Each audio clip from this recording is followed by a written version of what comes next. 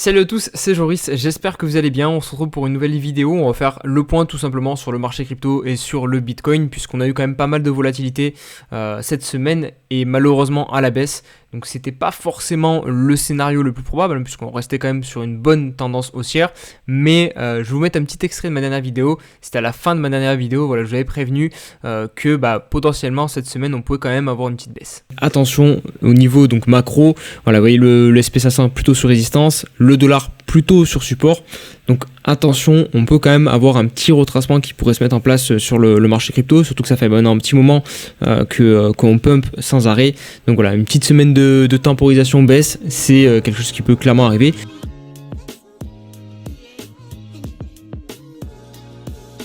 Bref, on a donc bien eu ce retracement, puisque si on prend la règle ici sur l'hebdomadaire, regardez, on est sur du moins 7% à peu près au moment où je tourne la vidéo.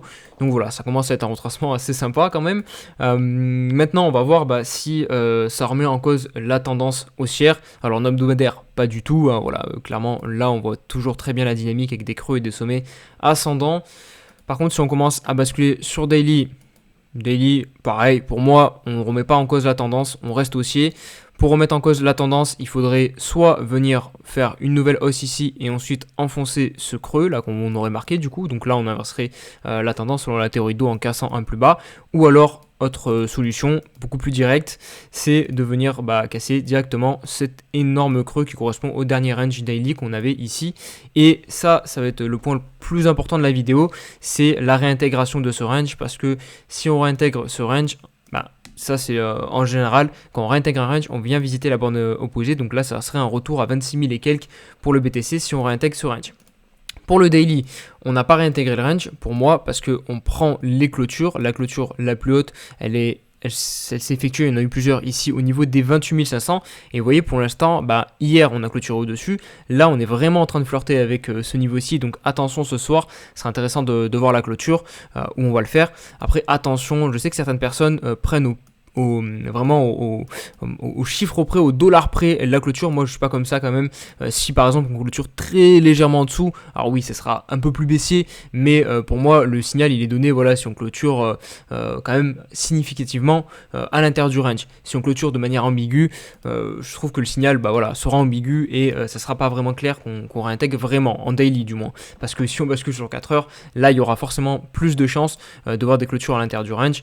Et notamment je crois que on a commencé à en faire, parce que vous voyez ici, si on prend la clôture la plus haute, on l'avait effectuée ici, et là juste avant que je tourne la vidéo, on a eu une clôture ici à 10h.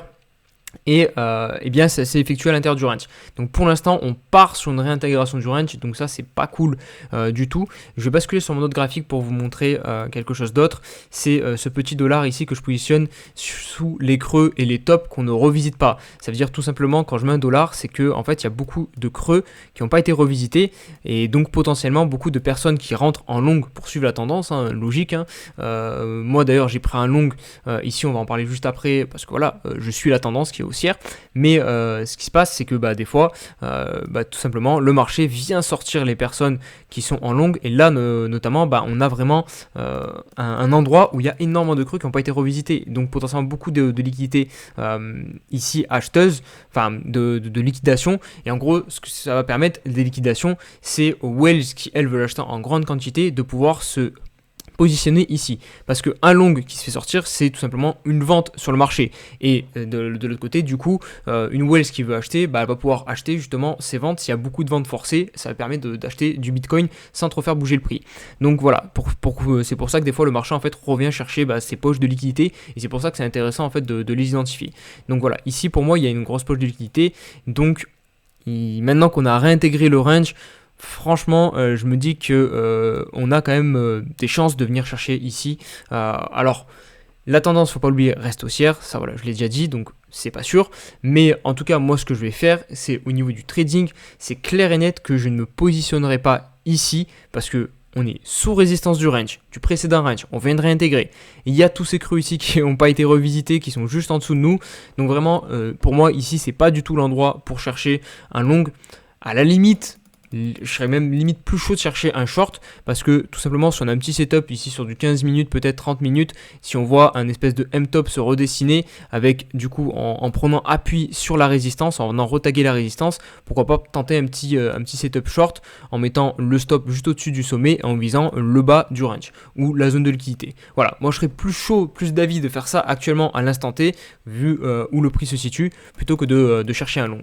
D'ailleurs, si vous voulez être informé de mon prochain trade, je vais le poster tout simplement sur un groupe privé que j'ai pu ouvrir grâce à OKX. Alors, c'est pas disponible directement sur le site internet. Là, j'ai pas moyen de possibilité de vous le montrer. Mais sur l'application mobile, ils ont un système de chat, de groupe qui est vraiment super bien fait.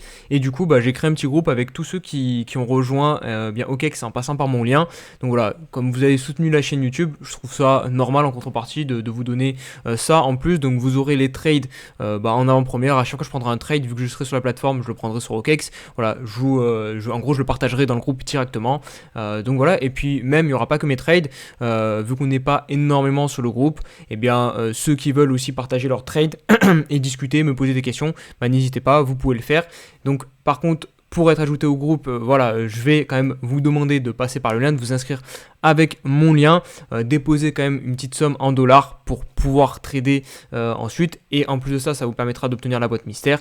Donc voilà, je vous mets tous les liens en description. On enchaîne avec une petite review de mon dernier trade. Je pense que ça peut être un exercice intéressant à faire, comme ça je vous partage mes idées, pourquoi j'ai voulu prendre ce trade, et on essaie de voir si c'était une bonne idée ou non, les erreurs que j'ai pu commettre, et pourquoi le trade n'a pas été gagnant.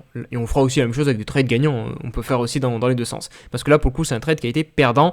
Je suis rentré à 29 200, stop loss à 28 797, donc il a été pris, j'ai été sorti du trade. Pourquoi je suis rentré ici? Parce que tout simplement là je suis sur un graphique 1 heure, mais ici, donc là c'est des bougies 1 heure, mais si on descend en plus petite unité de temps, notamment du 15 minutes et du 30 minutes, on avait tout simplement un bottom qui s'était dessiné. Comment je l'ai vu? Tout simplement avec une figure de retournement, donc un W. On avait un sommet ici, un creux plus haut que le précédent et un nouveau sommet. Du coup, selon la théorie de dos, on réinverse et on rebascule en tendance haussière. C'est en général tout le temps comme ça que je prends mes entrées. Du moins souvent, tout simplement, je trade sur du 1h 4h, mais en gros je vais prendre mon entrée sur du 15-30 minutes, sur des structures 15-30 minutes. Donc voilà, ça c'est pour mes entrées. Je trouve que ça fonctionne plutôt bien, donc l'erreur pour moi ne vient pas forcément d'ici, l'erreur vient plutôt de la localisation et de l'endroit où j'ai décidé sur le 1h, donc 1h 4h, de prendre le trade. Donc là la localisation c'était ici, donc où on se trouve, en fait on se trouve sous le précédent bad range, donc qui était à 29 700 $ à peu près.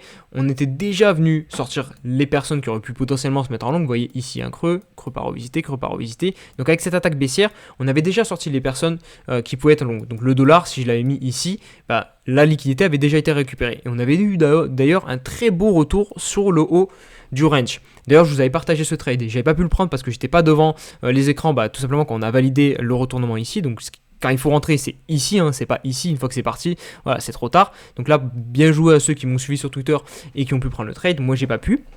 Et là j'ai voulu le retenter parce que pareil, je me suis dit peut-être qu'on est venu liquider tout simplement les gens qui étaient longues sous ce petit bottom. Là on a maintenant beaucoup de personnes short qui n'ont pas été revisitées, qui n'ont pas été sorties. Là on pourrait mettre un petit dollar, donc je pense que tôt ou tard on reviendra visiter cette zone au-dessus de 30 500, 30 700 $. Et du coup je me suis dit pourquoi pas venir justement nettoyer tous ces sommets. Mais ça s'est pas passé comme cela. Je pense que du coup l'erreur quand même c'est d'avoir voulu re-rentrer long ici, alors que on repasse sous ce niveau qui est quand même un niveau de support, donc qui est le bas du range. On reclôture en dessous. Là c'est pas vraiment une prise de liquidité parce qu'on a quand même une clôture plus basse que les précédentes. Donc là on avait inversé la tendance haussière qui était sur du 1h 4h, parce qu'on avait des clôtures qui sont effectuées sous le précédent creux, donc ça aussi c'était pas top.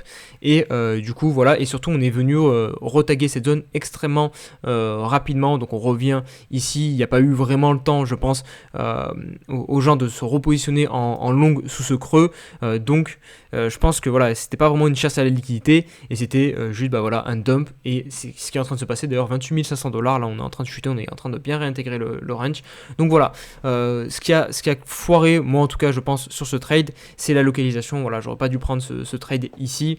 Voilà, n'hésitez pas à me dire ce que vous en pensez en commentaire. Allez, on va terminer maintenant la vidéo avec mes futurs trades, les choses que je veux voir sur le graphique pour prendre un trade tout simplement. On fera aussi un petit tour rapidement sur la BTC dominante, ETH, BTC pour voir si on va voir le réveil des altcoins ou non.